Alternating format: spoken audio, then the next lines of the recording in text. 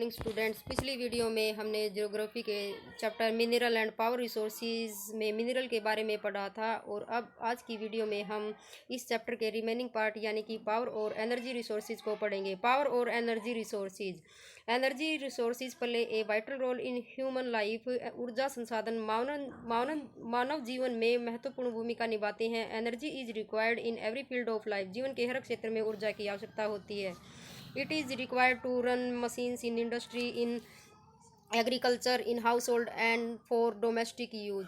यह उद्योगों में मशीनों को चलाने, कृषि में, घरों में और घरेलू उपयोग के लिए आवश्यक है। We need energy resource to make our life easy and comfortable. हमें अपने जीवन को आसान और आरामदायक बनाने के लिए ऊर्जा संसाधन की आवश्यकता होती है।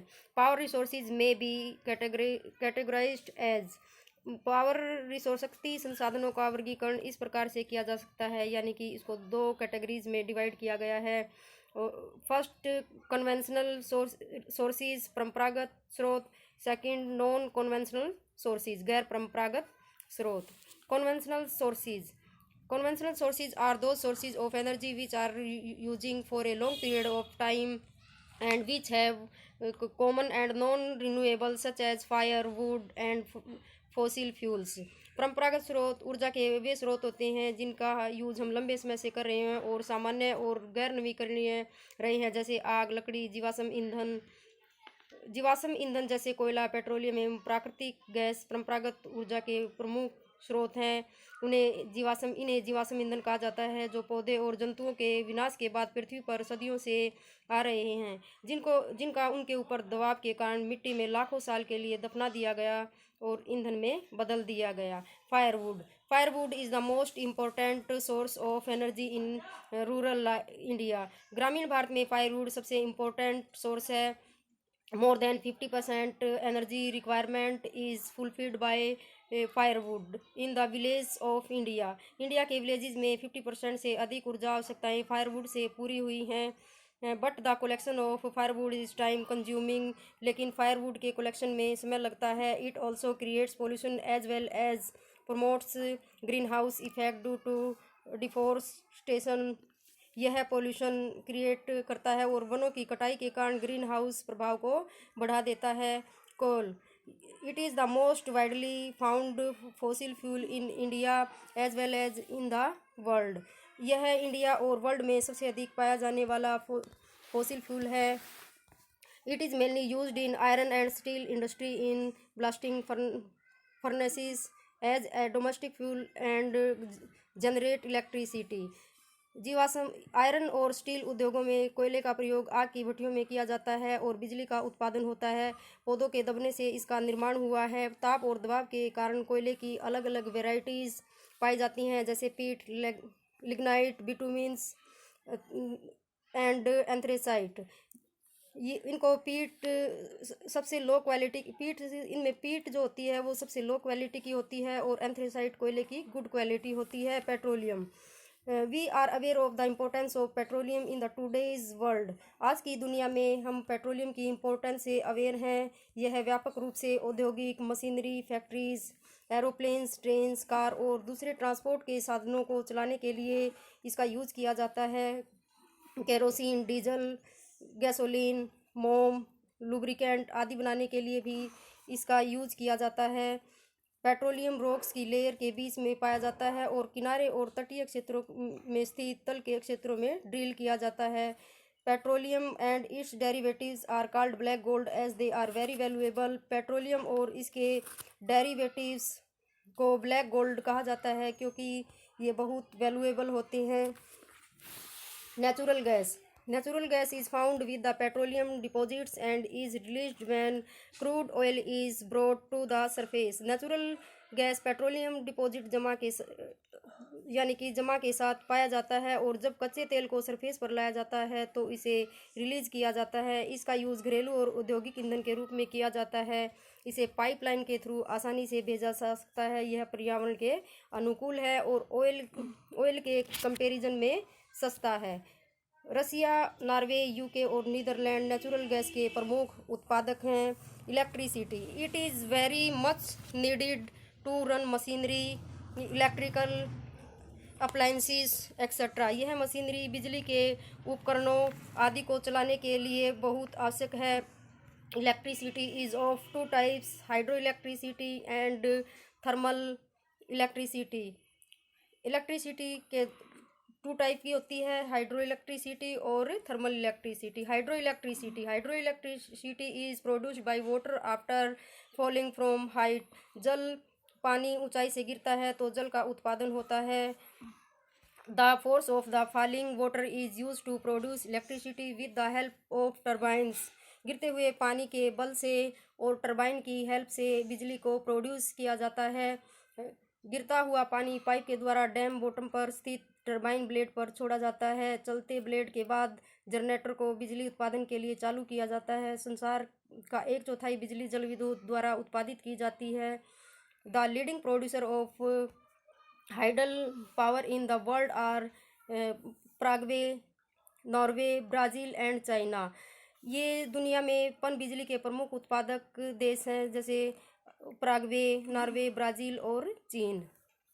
Thermal electricity produced by heat is called thermal electricity. गर्मी द्वारा उत्पादित बिजली को थर्मल इलेक्ट्रिसिटी कहा जाता है। It is produced by petroleum, coal and natural gas. यह पेट्रोलियम, कोयला और प्राकृतिक गैस द्वारा उत्पादित की जाती है। In India most of the energy requirement is fulfilled by thermal energy. India में अधिक ऊर्जा को तापीय ऊर्जा द्वारा पूरा किया जा सकता है।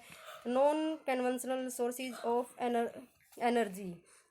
परंपरागत ऊर्जा स्रोतों पर अत्यधिक दबाव डाला जाता है, इससे उनमें अक्षय हो जाता है और यदि उन्हें उसी दर पर इस्तेमाल किया जाता है तो उनके भंडार समाप्त हो जाते हैं। इसलिए ऊर्जा के गैर परंपरागत और पर्यावरण अनुकूल स्रोतों जैसे सौर ऊर्जा, पवन ऊर्जा, ज्वारीय ऊर्जा आदि को उपयोग करने की अत्यधिक आवश्यकता होती है। These are renewable also. ये अक्षय भी होते हैं। Solar energy. The sun is the ultimate source of energy for all living things over the earth surface. पृथ्वी की सतह पर सभी लिविंग थिंग्स के लिए सूर्य ऊर्जा का अंतिम सोर्स है। सौर ऊर्जा जो ऊर्जा से जुड़ी हुई है, उसे सूर्य की कोशिकाओं में उपयोग किया जाता है ताकि बिजली पैदा की जा सके। हीटिंग और लाइटनिंग के पर्पज से इलेक्ट्रिसिटी को प्रोड्यूस करने के लिए ये सेल्स भी सोलर पैनल्स में शामिल किए जाते हैं। Tropical countries like India have vast potential to harness solar energy as the countries are blessed with abundant sunshine. Bharat जैसे उष्णकटिबंधीय कंट्रीज में सोलर एनर्जी के यूज के अपार क्षमता है क्योंकि इन कंट्रीज में प्रचुर मात्रा में धूप है। Wind energy. Wind is an inexhaustible source of energy. हवा ऊर्जा की अतुलनीय सोर्स है। Wind mills are use to produce electricity. बिजली के उत्पादन के लिए पवन चक्की का यूज किया जाता है। पवन चक्की को रोटेट करते हैं जो विद्युत के उत्पादन के लिए एक जनरेटर से जुड़ी होती है। Nuclear energy. Nuclear power is obtained from naturally occurring radio active elements like uranium and thorium. नाभिकीय ऊर्जा यूरेनियम एवं थोरियम की तरह प्राकृतिक रूप से घटने वाले रेडियोधर्मी तत्वों से प्राप्त होती है। These fuels undergo nuclear fission in nuclear reactors and emit powers. इन ईंधन परमाणु रिएक्टरों में परमाणु विखंडन होता है और शक्ति को उत्सर्जित करना पड़ता है। अमेरिका और यूरोप परमाणु बिजली के सबसे बड़े उत्पादक हैं। भारत में परमाणु रिएक्टर के लिए आवश्यक सामग्री प्राप्त करने के लिए अमेरिका के साथ नाभिकीय समझौता भी किया है। यह बड़ी मात्रा में ऊर्जा का उत्सर्जन करती है, लेकिन इससे रेडियोधर्मी कचरा पैदा होता है और यह काफ़ी महंगा भी होता है। राजस्थान और झारखंड में यूरेनियम और थोरियम के विशाल भंडार हैं। Geothermal energy. भूतापीय ऊर्जा। To produce geothermal energy the earth heat is used.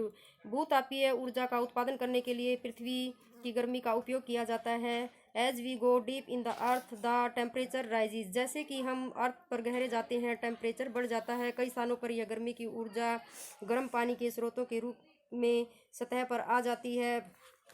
This heat is use to produce electricity. इस ताप का उपयोग बिजली उत्पादन के लिए किया जाता है। It is clean, eco friendly and always available but it is far away from cities. यह स्वच्छ, पर्यावरण अनुकूल और हमेशा ही उपलब्ध होता है, लेकिन यह शहरों से। टाइडल एनर्जी, ज्वार ऊर्जा।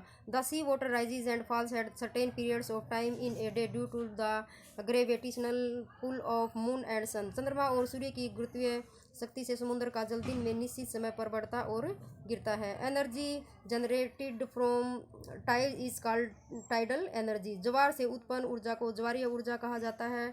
Tidal energy can be harnessed by building dams at narrow opening of the sea। समुद्र से संक्रामणों पर बाधा का निर्माण करके ज्वारीय ऊर्जा का उपयोग किया जाता है। Russia, France and the Gulf of Kutch in India are important places to produce tidal energy. रूस, फ्रांस और भारत में कच्छ की खाड़ी ज्वारीय ऊर्जा का उत्पादन करने के लिए महत्वपूर्ण स्थान है। Biogas, it is low cost, easy to operate and makes use of the bio waste, but it causes greenhouse effect due to emission of carbon gas। यह जैव कचरे के लिए कम लागत, आसानी से संचालन और उपयोग करता है, लेकिन यह कार्बन गैस के उत्सर्जन के कारण ग्रीन हाउस प्रभाव का कारण है। Farm waste, animal waste, human waste is use to produce biogas. खेत के अपशिष्ट, जानवरों के अपशिष्ट और मानव अपशिष्ट का इस्तेमाल बायोगैस उत्पादन के लिए किया जाता है। जैव अपशिष्ट को बायोगैस डाइजेस्टर में बैक्टीरिया द्वारा विघटित करके बायोगैस उत्सर्जित की जाती है, जो मीथेन और कार्बन डाइऑक्साइड का मिश्रण होती है। First it gives fuel and second it provides improved quality of manure. सबसे पहले तो इसे ईंधन प्राप्त होता है और दूसरे इसे क्या है, खाद की किस्म में सुधार होता है। Conservation of energy, conservation of energy is very much needed in today's world as our economic depends upon the easy availability of energy। आज की दुनिया में ऊर्जा का संरक्षण बहुत ज़रूरी है, क्योंकि हमारी अर्थव्यवस्था ऊर्जा की सहज उपलब्धता पर निर्भर करती है। But it is difficult to harness energy as is cost a lot. लेकिन ऊर्जा का उपयोग करना कठिन है, जैसे कि लागत, क्योंकि इसकी लागत क्या है, बहुत अधिक है। Saving of energy is very much needed in a country like India which is list energy efficient country. Bharat जैसे देशों में ऊर्जा की बचत बहुत ज़रूरत होती है, जो कम से कम ऊर्जा सक्षम देश है। We should use these energy resources in a very careful and judicious manner as energy saved is energy generated. हमें इन ऊर्जा संसाधनों का उपयोग बहुत सावधानीपूर्वक और विवेकपूर्ण तरीके से करना चाहिए, क्योंकि ऊर्जा की बचत ऊर्जा जनित है। तो बेटा, पिछली वीडियो में हमने 1 to 5 क्वेश्चन आंसर नोटबुक में राइट किए थे, और मैं उम्मीद करती हूँ कि आपने इनको अच्छे से राइट कर लिया होगा। अब आपको नेक्स्ट क्वेश्चन करने हैं 6 to 10 क्वेश्चन। अब आपको अपनी नोटबुक में राइट करने हैं, इनको अच्छे से लर्न करना है। थैंक्स।